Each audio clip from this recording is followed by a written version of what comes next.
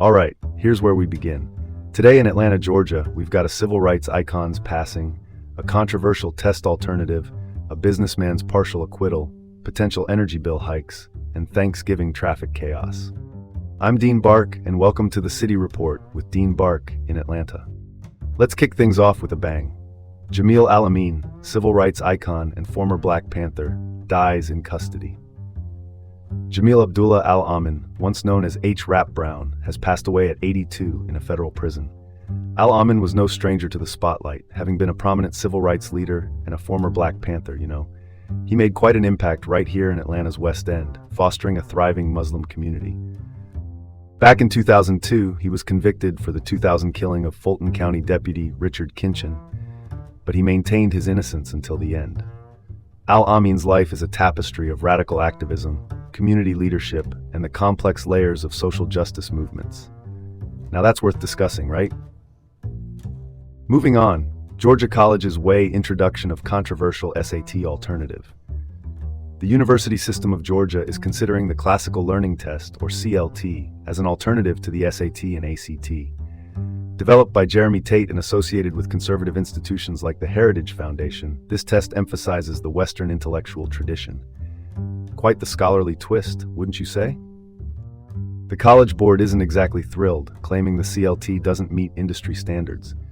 This debate touches on broader educational and ideological themes. Introducing the CLT could shift educational priorities in surprising ways. But remember, folks, let's not overcomplicate this. All right, next topic. Atlanta supplement mogul partially acquitted in federal fraud case. Jared Wheat, owner of High-Tech Pharmaceuticals, faced a lengthy trial but was mostly acquitted. While he's guilty of a single count of wire fraud, he dodged 10 other charges, including money laundering. High-Tech, however, wasn't as lucky.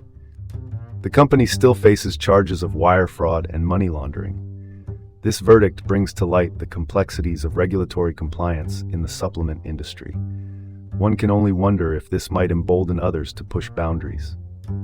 Well, that's one way to look at it. Let's keep this train moving. Georgia Power expansion could lead to higher bills for residents. Georgia Power is looking to expand its capacity to meet data center energy needs, and that could mean higher bills for the rest of us. Analysts predict a $20 or more hike in monthly bills. The Georgia Public Service Commission will soon decide on this proposal. I say residents shouldn't bear the cost for corporate energy demands. Call it like it is, right? Shifting gears, Atlanta holiday traffic alert. When to expect the worst congestion.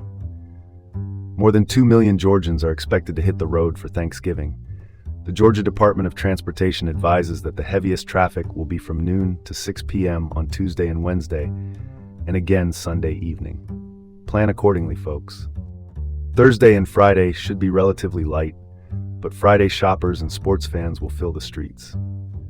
A little planning goes a long way in avoiding holiday travel headaches.